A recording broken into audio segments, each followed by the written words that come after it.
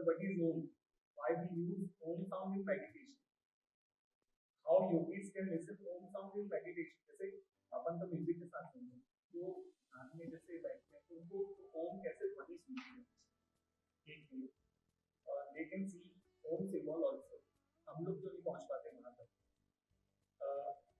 इस इस लेवल तक पहुंचने में मतलब कितनी प्रैक्टिस चाहिए, हम तक पहुंच सकते हैं इस लेवल तक पहुंचने के लिए, हम ओम साउंड सुन सके, या ओम साउंड इतना इम्पोर्टेंट क्यों है? पतंजलि योग सूत्रों में पतंजलि जब ईश्वर की बात करते हैं, जब वो बताते हैं कि ईश्वर क्या है, तो अपनी बात को कंक्लूड करते हैं तस्य वाचक प्रणव। ईश्वर का जो आभास है वो प्रणव यानी ओम की ध्वनि।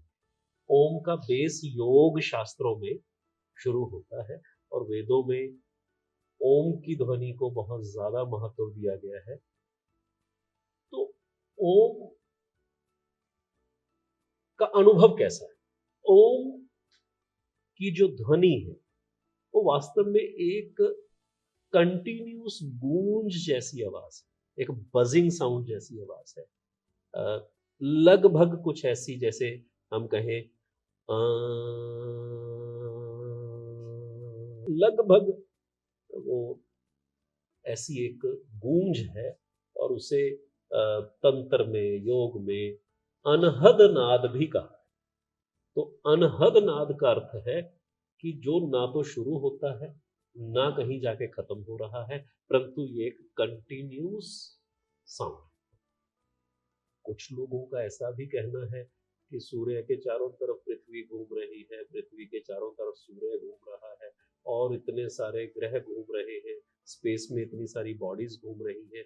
तो उन सब के मूवमेंट से जो एक रेजोनेंस पैदा हो रही है, ये वो है। ऐसा एक अलग अलग प्रकार के इसमें लोगों के अपने विवरण है, एक्सप्लेनेशंस। पर मेरा ये कहना है कि जब ये अनुभूति होती है तो वो बाहर से नहीं होती, वो अंदर से होती। वो बाहर से नहीं आती कोई आवाज कि आपको बाहर से कुछ सुनने लगता है, पर हाँ वो जो सुनता है वो इतना स्पष्ट होता है, ऐसा लगता है कि जैसे किसी का वो जो स्पीकर है उसमें वो कई बार वो मलफंक्शन करने लगता है, तो वो आता है ना वो, तो लगता है कहीं वो कोई स्पीकर तो ऑन नहीं हो गया। मतलब इतना ज्यादा वो स्ट्रांग होता है, इतना ज्यादा वो स्पष्टता से आभास होता है। पर उसका जब आभास होता है, जैसे कोई स्पीकर मालफंक्शन करना शुरू कर दे, आप किसी म्यूजिक प्रोग्राम में हो या किसी शादी ब्याह में हो और सडनली वो स्पीकर एकदम से अजीब सी आवाज करते हैं, तो आप इरिटेट होते हैं। तो जब आप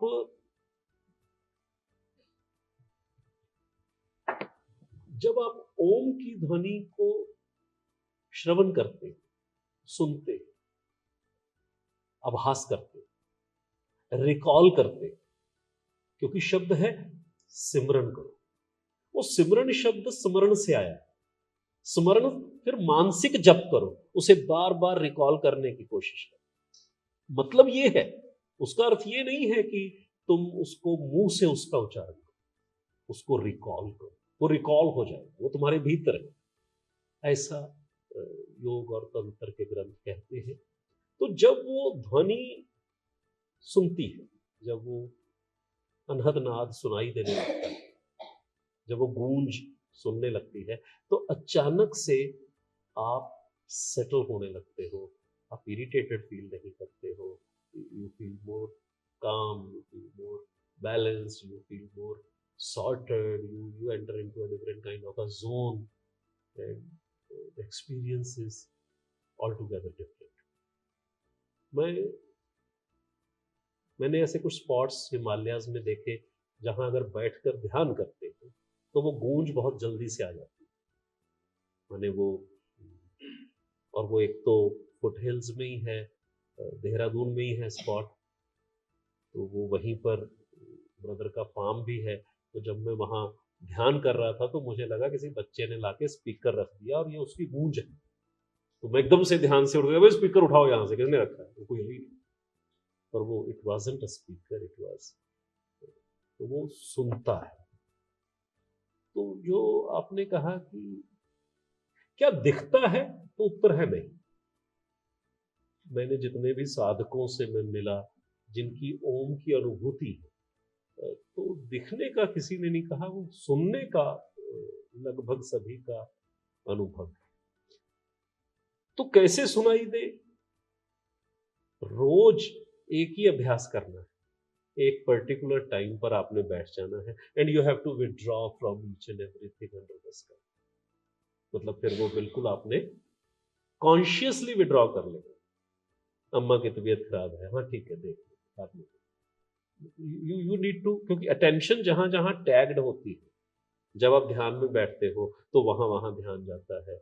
माँ का घुटना है, पिताजी का फलां है, बच्चे का एडमिशन है, बीवी का ये है ना, उसकी बीवी का ये है, मतलब सबकी बीवियों का। तो वो धीरे धीरे, ये जितना जोर से हंसे तुम समझ सकते हो, तो है ना कमीने। तो क्या है, सो क्या है कि the moment you withdraw yourself from the whole world, जितना ये प्रैक्टिस गहराती चली जाती है, उतना तुम उस गूंज के नजदीक पहुंच जाते। So there is no other way except learning to withdraw from sensory experiences, taking your attention to all the five senses, five action organs, and withdrawing. अरे वो कागज लिखना था तो हाथ से अटेंशन विड्रॉ कर, अरे वहां जाना था पैर से अटेंशन विड्रॉ करनी, अरे ये थोड़ा चुभ रहा है स्किन से अटेंशन विड्रॉ करनी, अरे वो खाने का मन हो रहा है अटेंशन विड्रॉ करनी, अरे थोड़ा स्मेल, फाउल स्मेल आ रहा है, अच्छा आना चाहिए, सूंघने से अटेंशन विड्रॉ करनी है, सुनने से विड्रॉ करनी है, देखने से करनी है। तो 10 की 10 ये जो इंद्रियां हैं, 5 ज्ञान इंद्रियां, 5 कर्म इंद्रियां, इनसे जैसा भगवान गीता में कहते हैं, वो कछुआ जैसे अपने अंगों को समेट लेता है, तो अटेंशन को कॉन्शियसली विड्रॉ करने का अभ्यास, जिसे प्रत्याहार कहा है योग के 8 अंगों में, तो उसका जितना गहन अभ्यास होता चला जाता है, उतना आप जल्दी सुन सकते हैं। तो जल्दबाजी भी अपने आप में छोड़नी पड़ेगी। उतना सा अभ्यास अगर होने लग जाए, हाँ एक बार हो गया फिर साइकिल चलाने जैसे, फिर मतलब जब भी साइकिल पे बैठे तो you can enter into that zone, but पर वो एक बार तो साइकिलिंग का बैलेंस बिठाने का अभ्यास करना होगा। तो कोई ऐसा बहुत भारी भरकम विषय नहीं है कि बहुत ऐसा कुछ तो भी बहुत मल लिए और एकदम, अगर ठंड में जाके वैसे शरीर बदन अकड़ रहा है, कपड़े उतार के बर्फ पे बैठ गए तो कोई ओम ओम नहीं सुनने वाला है ना, बेहोश हो जाओगे। तो ऐसा मतलब उससे कुछ नहीं होता, you should be comfortable. But वो विड्रॉल जो है और वो हेल्दी है, अगर आप उसको करना एक अभ्यास बना लो, तो दिन में सुबह शाम भी किया, तो फिर कभी मौका लगा नीम करोली बाबा के आश्रम में सुनाई देती है गूंज। मतलब मैं स्पॉट्स जो आपको बताना चाह रहा हूँ, और ऐसे बहुत सारे स्पॉट्स हैं जहाँ पर अनुभव किया जा सकता है। आपके साथ कभी ऐसे स्पॉट पर जाने का मौका मिला? पहली चीज तो अपना गुरुकुल ही है, और गुरुकुल में, वेदालय में ये ध्वनि सुनती है। तो सर बहुत सारे लोगों का ये अनुभव है जो